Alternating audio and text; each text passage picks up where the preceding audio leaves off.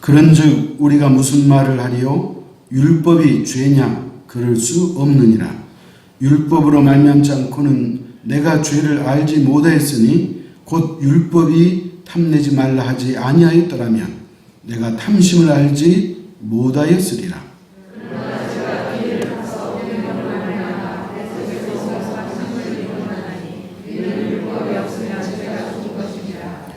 전에 율법을 깨닫지 못했을 때에는 내가 살았더니 계명이 이름에 죄는 살아나고 나는 죽었도다.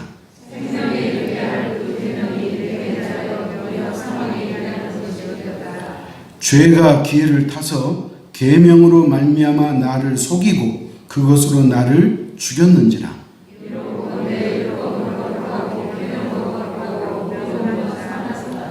그런즉 선한 것이 내게 사망이 되었느냐? 그럴 수 없느니라.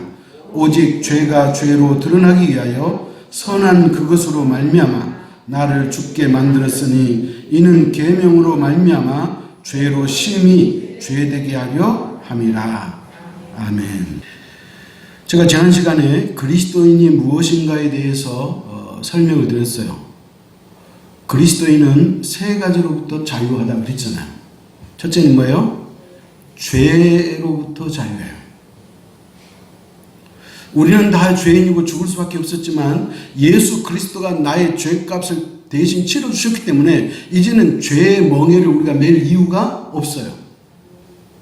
그래서 우리가 죄로부터 자유한 거예요. 두 번째는 뭐냐? 지난 시간 로마서 7장에서 그렇게 강조한 율법으로부터의 자유예요. 여러분, 유대인들의 율법을 연구했더니 우리가 지켜내야 될 것이 무려 613가지라 그랬잖아요.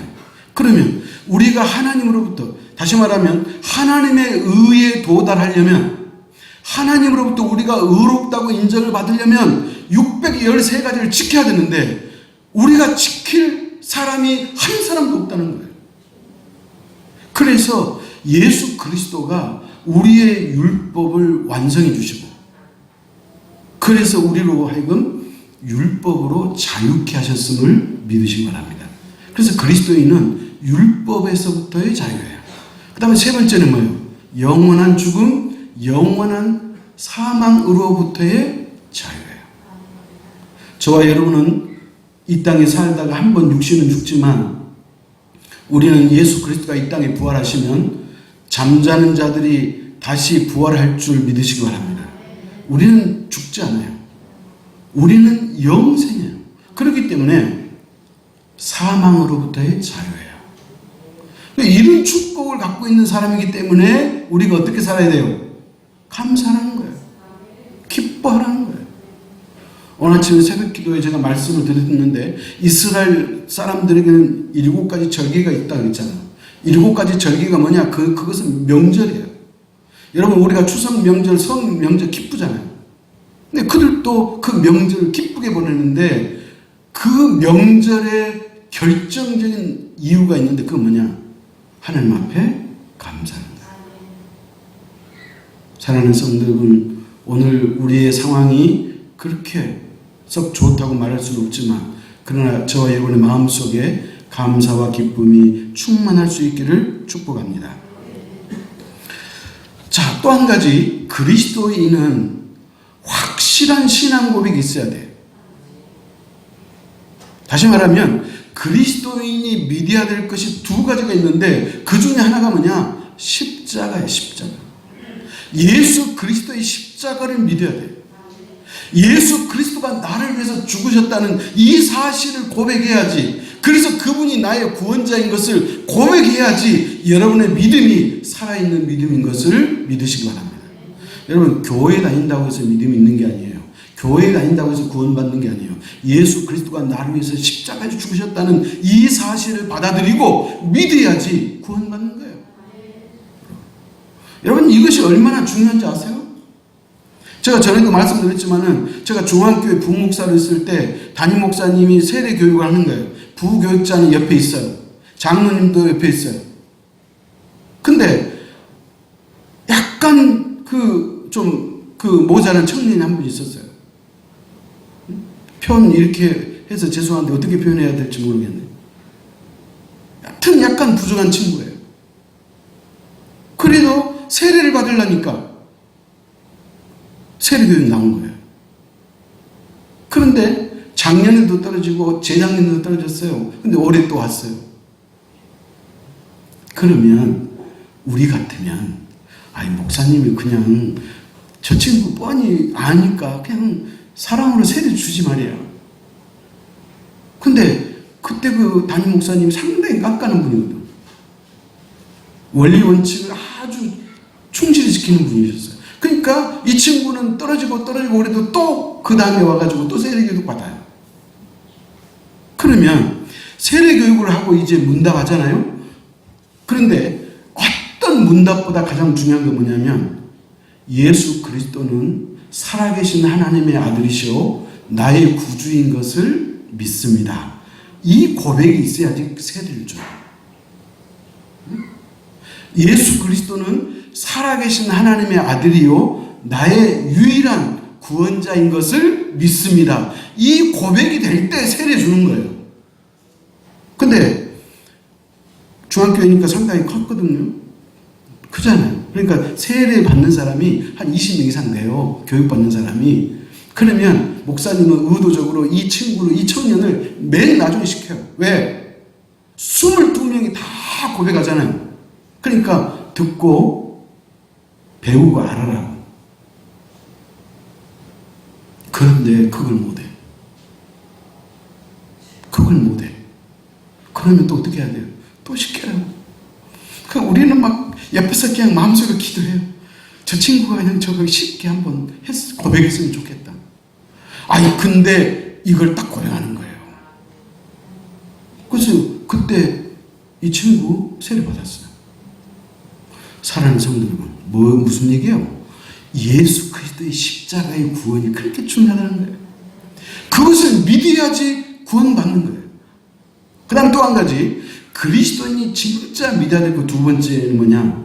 예수 그리스도의 부활을 믿어야 돼요. 예수 그리스도는 십자가에 죽으셨다가 3일 만에 부활하셨음을 믿으시기 바랍니다. 그러니까 3일 만에 부활하셨다는 것은 뭔 의미냐? 우리도 언제나 이 땅에 살지만 주님이 부활하신 것처럼 저와 여러분도 부활할 줄 믿으시기 바랍니다. 그래서 그리스도인은 십자가와 부활을 믿어야 돼요. 다른 거 몰라도 이 두 가지를 명명백백하게 믿는 사람은 구원받은 사람인 것을 믿으시기 바랍니다. 그리고 예수 그리스도의 십자가의 은혜가 가장 커요. 저는 새벽마다 기도할 때 이렇게 기도해요. 하나님,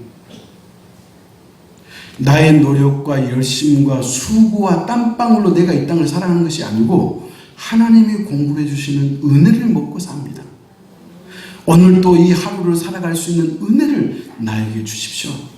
그러나 그 은혜 가운데 예수 그리스도의 십자가의 은혜가 가장 큰 은혜입니다. 그러므로 예수 그리스도는 나의 유일한 구원자입니다. 예수 그리스도가 나의 유일한 구원자라는 것을 저는 매일 새벽마다 하나님 앞에 고백하는 거예요. 목사가 몰라서 고백해요?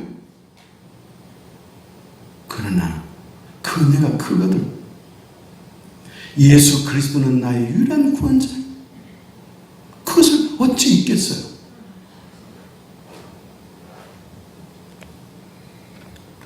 사도 바울은 이 두 가지 사실을 믿었어요. 제가 이렇게 말하니까 여러분이 뭐 당연한 거 아니야? 이렇게 생각할 수 있지만 당연하지 않아요. 여러분, 현재도 유대인들은, 다시 말하면 유대교를 다니는 유대인들은 현재도 그리스도의 십자가와 부활을 믿지 않아요. 근데 사도 바울은 누구보다도 철저하게 유대인으로 살았어요. 그는 유대교의 신봉자예요. 그는 율법을 지키면 구원받는 줄 알았어요. 그래서 나는 히브리인 중에 히브리뇨 율법으로는 흠없는 자로다, 그렇게 고백했어요. 여러분, 613개를 어떻게 지켜요? 근데 사도 바울은 그가 예수 믿기 전에 자기는 지켰다고 그렇게 확신을 가졌어요. 그러니까 이 사람은 대단한 사람이잖아요. 나는 히브리인 중에 히브리인요, 율법으로는 흠이 없는 자로다. 근데 이 사람이 다메섹 도상에서 부활하신 예수 그리스도를 만나고 나서 그가 깨져요. 그래서 그동안에는 율법을 지켜야 구원받는 줄 알았는데 그 예수 그리스도를 만난 이후부터는 우리가 율법을 지켜서 구원받는 것이 아니고 예수 그리스도를 믿어야 구원받는 사실을 그가 알았어요. 그리고 나니까 자기 동족이 너무나 안타까운 거예요. 응? 사도 바울이 생각할 때 자기 동족은 예수 그리스도를 안 믿잖아요. 지금도 2000년이 지났지만 지금도 그들은 율법을 지켜야지 구원받는 줄 알고 열심히 지키잖아요. 그러니까 쓸데없는 일에 인생을 허비하는 거예요. 여러분, 사도 바울이 진리를 알고 나서 그 입장에 있는 사람으로서 안타까워요? 안 안타까워요? 안타깝잖아요. 그러니까 자기 생명을 바쳐서 복음을 전한 거예요. 그래서 사도 바울은 예수 그리스도의 십자가와 부활을 믿었어요. 그리고 그는 선명하게 이 두 가지 사실을 고백하고 예수 그리스도가 나의 유일한 구원자라는 사실을 사도 바울은 믿었음을 믿으시기 바랍니다. 자, 그런데 이 구원의 진리, 이 구원의 원리를 가장 정확하게 기록한 책이 뭐다? 로마서다. 제가 여러분에게 이 로마서를 강의하면서 이 로마서가 끝나면 우리 제일교회 모든 성도님에게는 구원의 확신이 있을 줄 믿으시기 바랍니다. 그렇기 때문에 성경은 구원에 관한 책이지만 특별히 로마서는 구원의 원리를 설명해주고 있기 때문에 우리가 구원에 대해서 이해할 수 있고 또 우리가 구원의 진리를 배울 수 있음을 믿으시기 바랍니다.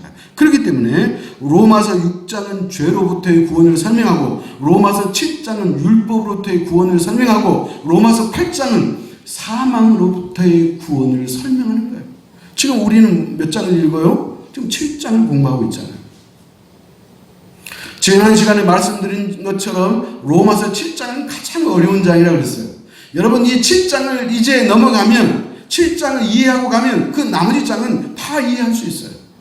오늘 또 이 말씀이 여러분의 마음에, 여러분의 신비에 새겨질 수 있기를 축원합니다.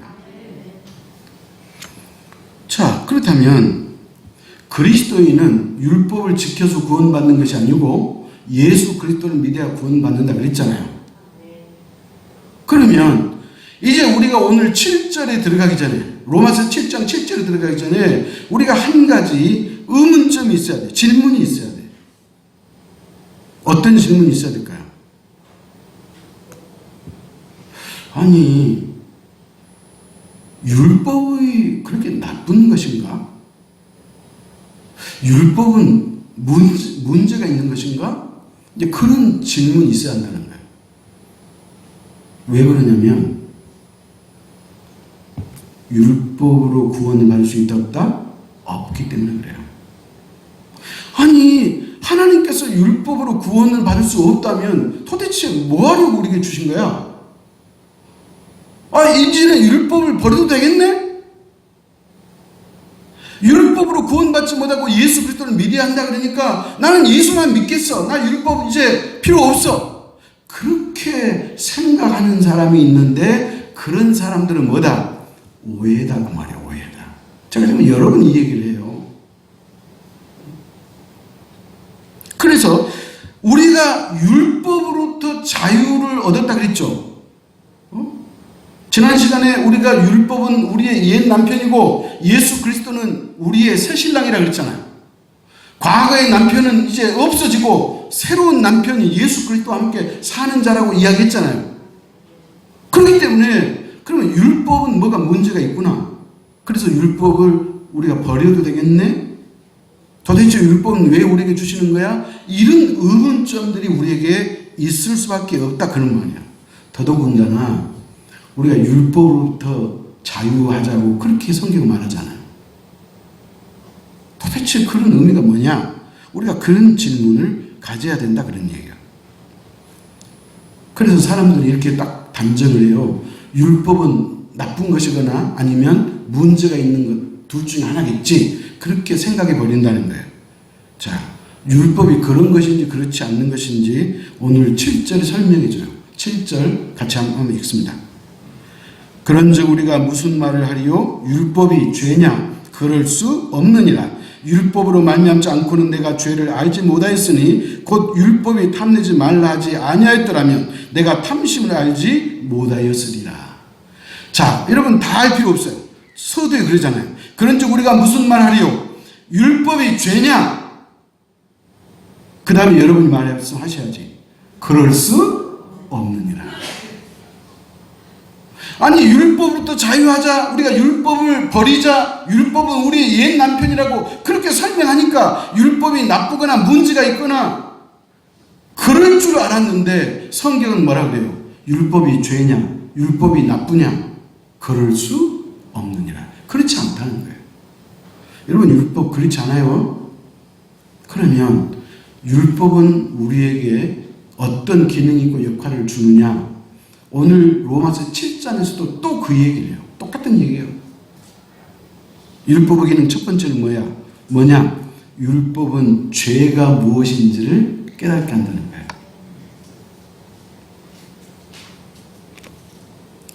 죄는요, 하나님이 미워하는 거잖아요. 그죠? 죄는 하나님이 미워하시는 거예요. 우리는 죄를 멀리 해야 돼. 죄하고 친해지면 안 돼.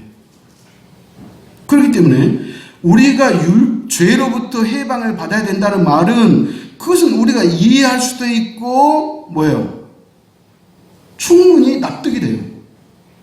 근데 율법으로부터 자유해야 된다고 그렇게 말하는 것은 우리가 잘 이해할 수 없다는 거예요. 그런데 오늘 7절에 그렇죠. 그러면 율법이 나쁜 것이고 죄냐? 그럴 수 없느니라. 그렇게 말했잖아요. 자, 오늘 보면 7장 12절로 넘어갑시다. 12절 시작. 이로보건대 율법은 거룩하고 계명도 거룩하고 의로우며 선하도다. 아니 세상에 율법이 나쁜 것인 줄 알았고 율법이 문제투성인 줄 알았는데 성경이 뭐라 그래요? 율법은 거룩하고 의로우며 선하도다. 그러잖아요. 여러분 중요한 얘기예요. 율법은 거룩하고 의로우며 선하다 그랬어요. 아니 율법이 이렇게 좋은 거라면 왜 성경은 그러면 우리에게 율법으로부터 자유하라고 그렇게 말씀하셨냐? 이제 그것이 또 더 궁금하잖아요. 그렇죠? 그 이유가 있어요. 율법은 선하고 의롭고 거룩한 것이면 틀림이 없지만 문제는 뭐냐? 율법에 문제가 있지 않고 나에게 문제가 있는 거예요. 무슨 말이냐면 우리가 율법을 다 지킬 수 있다 없다? 없다. 율법이 나빠서 율법을 멀리하고 율법에서 자유하자고 하는 말이 아니고 그 율법 앞에 우리가 서면 그 율법을 다 지킬 수 있다면 좋은데 지킬 수 없다는 거예요. 이게 문제라는 거예요. 찾아갑시다. 로마서 3장 20절이에요.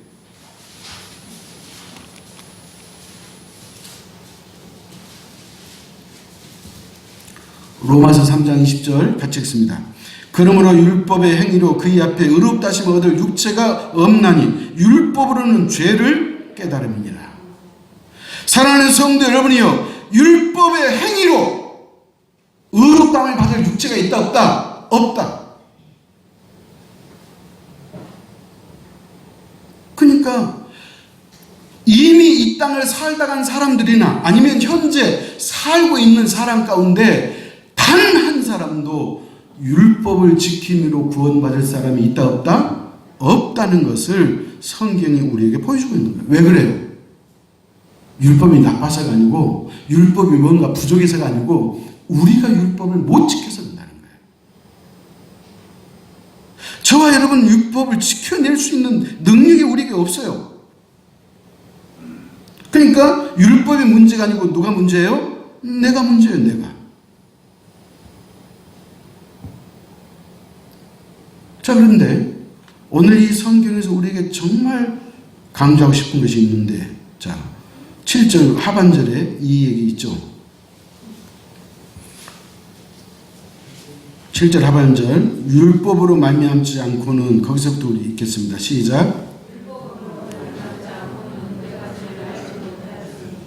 곧 율법이 탐내지 말라 하지 아니하였더라면 내가 탐심을 알지 못하였으리라. 자, 이런 얘기예요. 제가 쉽게 설명해 드릴게요. 자, 교회에 나오기 전에 사람들이 그렇게 별 갈등이 없어요. 교회에 나오기 전에는. 근데 교회에 나오면서부터 갈등이 생기는 거예요. 전에는 그냥 내가 하고 싶은 대로 살았으면 됐어. 내가 교회 다니기 전에는 내가 내 마음대로 내가 하고 싶은 대로 그렇게 살면 그게 행복했고 즐거웠어요. 아니, 내가 벌어서 내가 먹고 내가 쓰고 내가 사는데 그게 무슨 문제야? 근데 교회를 나오고 하나님의 말씀을 듣다 보니 내가 잘못 살아왔네? 이런 느낌이 있을 거잖아요. 다시 말합니다. 전에는 죄를 짓고 살고 있으면서도 죄인 줄 모르고 살았는데 내가 이제 하나님의 말씀을 듣고 보니 내가 죄를 저지르고 살았네? 그렇게 깨닫는다, 그런 말이에요. 여러분, 이해가 되는가요? 우리가 성경을 보기 전까지는 아무 문제가 없어. 내가 하고 싶은 대로 하며 살았어요. 근데 성경을 봤더니 내가 하고 싶은 대로 사는 것도 죄라는 거예요. 응? 여러분, 선한 사마리아인의 비유 아시죠? 강도 만난 자가 있는데 그냥 피해갔어요. 아니 나도 저 강도 만나면 어떻게 하지? 하고 걸음아 나서려라 하고 내가 도망갔어요. 예수 믿기 전에는 그것이 아주 정답인 줄 알았어. 그리고 그렇게 살아야 되는 줄 알았어. 근데 성경을 배우고 나서 사마리아인의 비유를 알고 나서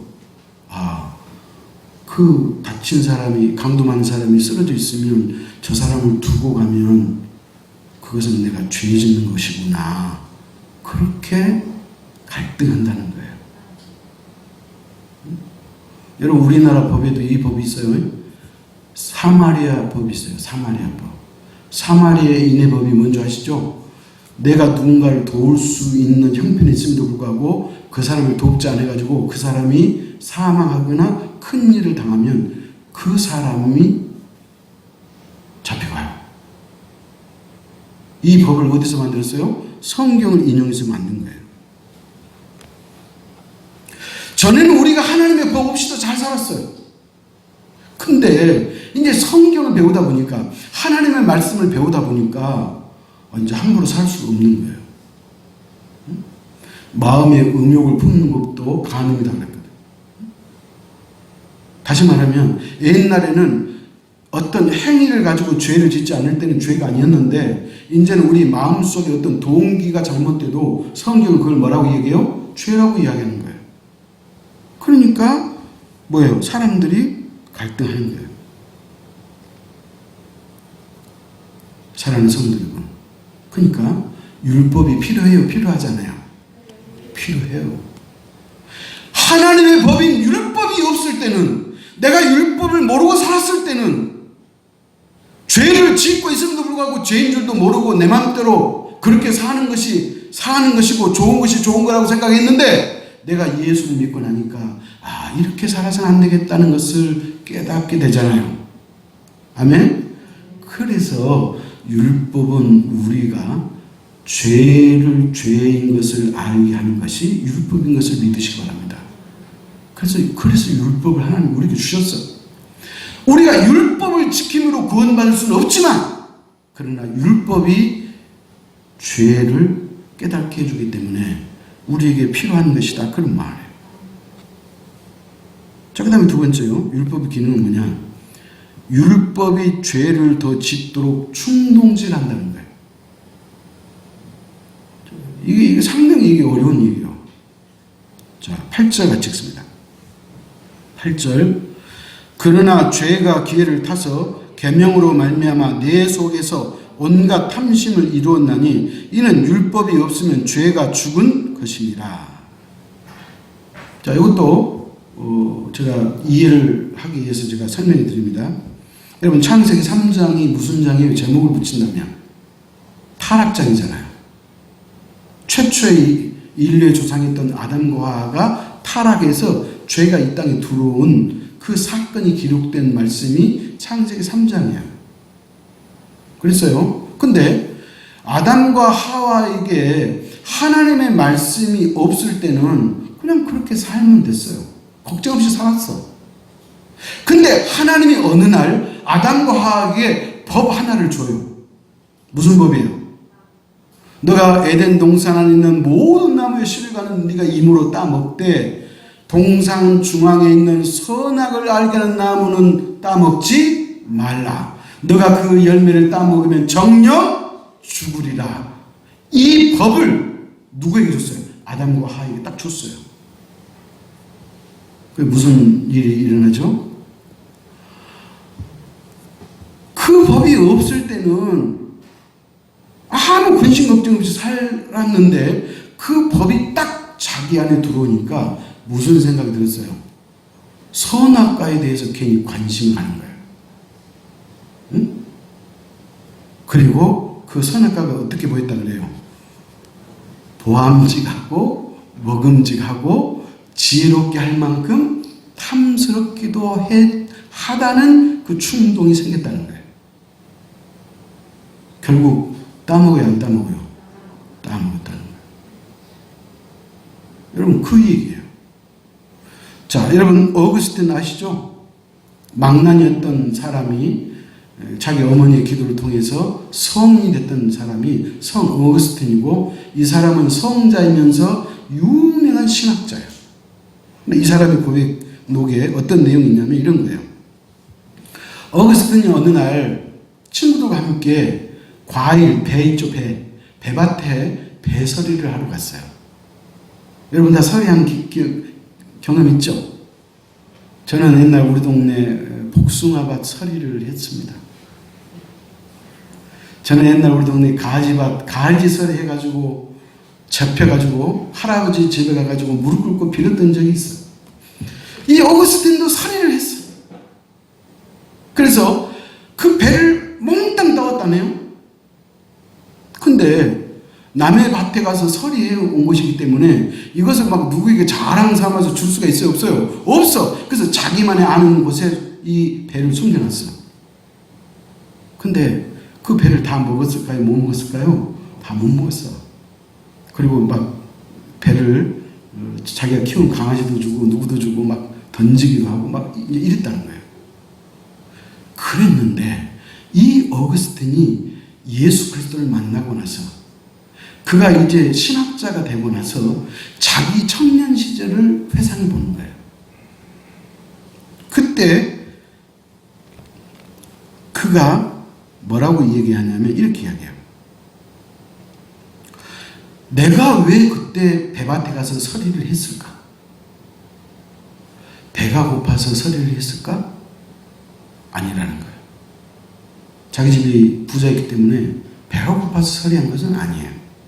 두 번째, 내가 배밭을 서리한 것은 친구들과 함께 서리를 했는데 친구들한테 인정받고서 서리했을까?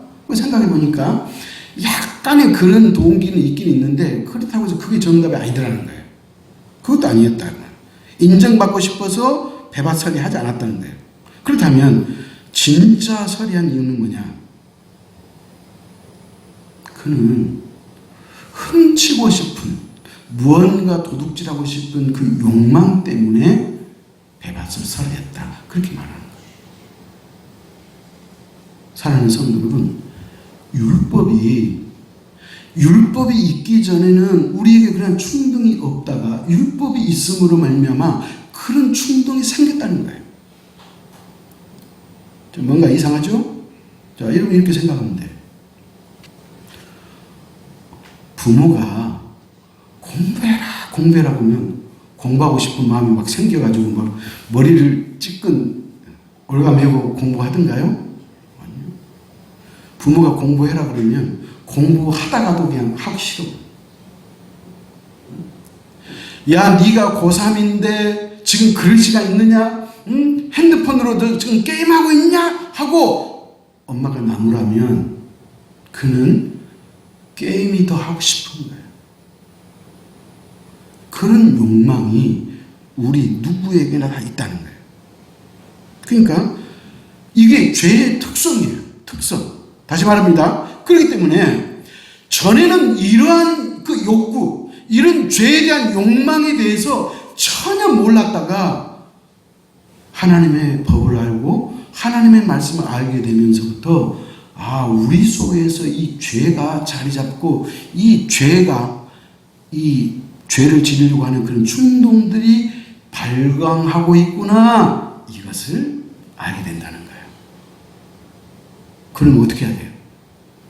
우리가 이것을 늘 기도로 말씀으로 잠재워야 되잖아요. 율법이 이런 두 번째 기능이 그렇다는 거예요. 그 다음에 세 번째, 율법의 기능은 뭐냐? 죄는 결국 인간을 사망케 한다는 거예요. 이것을 알게 하는 거예요. 사랑하는 성도 여러분, 하나님의 말씀이 없었더라면 사람마다 다를 거예요. 어떤 사람은 천국이 있겠지, 이런 사람이 있고요. 어떤 사람은 죽었다 깨나도 지옥은 없을 거야. 무슨 극락이 있고 무슨 천국과 지옥이 있대. 죽으면 그것은 끝이야. 아무것도 아니야. 그렇게 생각하는 사람도 있을 거라는 거예요. 근데 하나님의 법인 율법이 있음을 통해서 인생의 결말이 어떻게 될 것을 정확하게 말씀하고 있다는 거예요. 다시 말하면 인간은 죄이기 때문에 그 죄의 결론은 사망이라는 것을 누가 알려준다? 율법이 우리에게 알려준다. 그렇게 말하고 있는 거예요. 자, 오늘 본문 9절로 11절 교독하십시다. 전에 율법을 깨닫지 못했을 때는 내가 살았더니 계명의 이름에 죄는 살아나고 나는 죽었도다.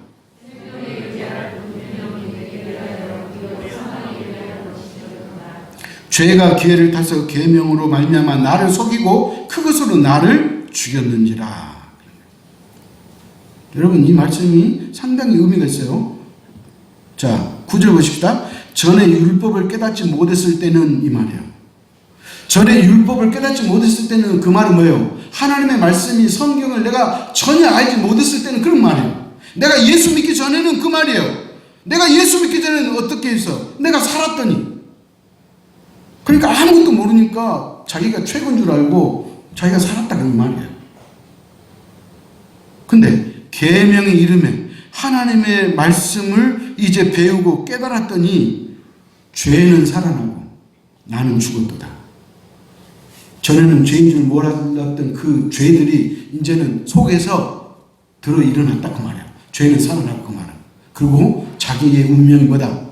죽는다는 것을 알게 됐다, 이 말이에요. 또 13절 보십시다. 마지막 절. 그런즉 선한 것이 내게 사망이 되었느냐? 그럴 수 없느니라. 오직 죄가 죄로 드러나게 하여 선한 그것으로 말미암아 나를 죽게 만들었으니 이 계명으로 말미암아 죄로 심히 죄되게 하려 함이라. 자, 율법을 알면 알수록 내가 죄인인 것을 깨닫게 되고 그 죄가 많다는 것을 알면 알수록 나는 죽을 수밖에 없구나, 나는 멸망할 수밖에 없구나, 이 사실을 깨닫게 된다는 거예요. 아멘? 자, 그래서 내가 예수 믿기 전처럼 살았다가는 나는 지옥 가네? 나는 멸망이네? 이것을 느끼는 사람은, 그 사람은 은혜 받은 사람이에요. 내가 예수 믿지 않고 살면 나는 영원한 무저갱에 빠져서 영원한 불못에서 고통 속에 산다는 것을 깨닫게 된 그 사람은 그 사람은 축복이요 은혜 받은 사람인 것을 믿으시기 바랍니다. 그렇기 때문에 여러분 율법을 알면 알수록 나는 죄인인 것을 깨닫게 되고 나는 망한다는 사실을 알고 나서부터 이제는 나는 망하지 않으려고 어떻게 해야 돼요? 예수 그리스도의 옷자락을 더 붙잡아야 되는 거예요. 여러분. 그러니까 율법이 이 역할을 하는 거예요. 율법이 나로 하여금 죄를 깨닫게 하고 내 죄가 너무나 크구나. 이 죄를 용서받지 않고는 나는 영원히 죽을 수밖에 없고 영원히 멸망한다는 이 사실을 알고 나서 그러면 나는 어떻게 하지? 어떻게 하면 내가 망하지 않는 거야? 내가 영원히 살 수 있는 길이 있어? 예수 그리스도를 믿으라고? 그러면 내가 그 예수 그리스도를 믿어야지 라고 붙잡게 되는 그 이유가 율법이 있기 때문에 그 일이 가능해졌다 그 말이에요. 자, 예를 들어서 어떤 꼬마아이가 엄마 치마를 붙잡고 종종 걸음으로 걸어가요. 근데 그 앞에 무서운 동물이 딱 나타났다고 생각해봐요. 그럼 아이가 딱 겁을 먹고 어떻게 해요? 엄마 치마 속으로 푹 파고들 거잖아요. 바로 그거예요. 우리가 율법을 통해서 죄의 무서움을 깨닫고 죄가 저와 여러분을 결국은 사망으로 이끈다는 이 사실을 알면 우리는 누구의 품 안으로 들어가야 돼? 예수 그리스도의 품 안으로 들어가야 돼. 이 역할을 누가 하는 거예요? 율법이 하는 거예요. 하나님의 말씀이 그렇게 하는 거예요. 그렇기 때문에 하나님의 말씀을 듣고 배우고 암송하고 하는 것이 중요한 거예요. 사랑하는 제자교회 성도 여러분이요, 여러분이 하나님의 말씀을 등한시하면 여러분은 그만큼 여러분의 인생을 등한시하는 거예요. 여러분 그거 아셔야 돼요.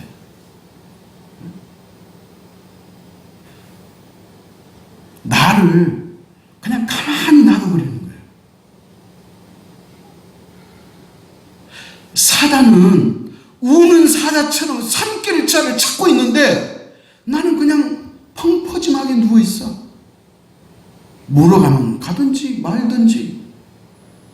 여러분 이런 사람은 다 사단의 골모로 잡혀간다 그 말이에요. 아니 죄가 이렇게 무섭다고? 내가 하나님의 말씀을 깨달은 자로서 내가 어떻게 이렇게 살아? 나는 이렇게 살지 않을래. 나는 이제 좀 더 내가 주님 앞에 가까이 가야지. 우리 교회 2021년도 표가 하나님과 함께 살아가기인데 내가 그 어느 해보다도 기도와 말씀을 통해서 그 하나님과 가까이 내가 살아야지. 하나님과 교제하는 시간을 많이 가져야 되겠다. 하나님의 말씀을 듣는 시간, 하나님의 말씀을 읽는 시간, 내가 하나님 앞에 기도하는 시간을 내가 많이 가져야 되겠다. 이런 결단과 각오가 있어야 되잖아요. 근데 이것이 누가 역할을 하느냐? 하나님의 말씀이, 율법이, 성경이, 하나님의 법이 똑같은 얘기잖아요. 그렇게 우리를 인도한다는 거예요. 그래서 저는 배웠잖아요. 율법은 우리를 누구에게로 인도한다? 예수 그리스도에게 인도한다는 거예요. 결론입니다. 하나님께서 우리에게 율법을 주신 것은 우리가 단순히 생각하는 것처럼 율법을 지키어도 구원을 못 받는다면 율법 필요 없네? 율법 버려도 되네? 아니 예수 그리스도만 믿으면 구원받는다고 했으니까 뭐 율법 지킬 필요 없네 라고 율법을 등한시하고 버린다고 하는 것은 그것은 위험한 생각이에요. 자, 이런 표현 있잖아요.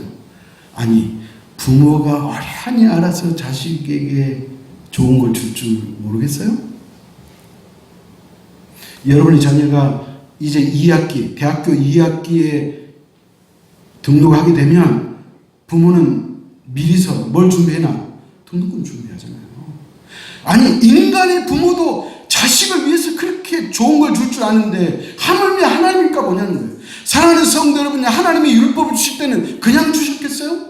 이렇게 심오한 하나님의 계획과 뜻이 있기 때문에 그래서 하나님이 저와 여러분에게 이 말씀을 주셨음을 믿으시기 바랍니다. 그렇기 때문에 여러분 우리가 예수 믿고 구원받을 수 있는 것은 또한 우리가 율법으로부터 자유하게 된 것은 전적으로 예수 그리스도의 은혜인 것을 믿으시기 바랍니다.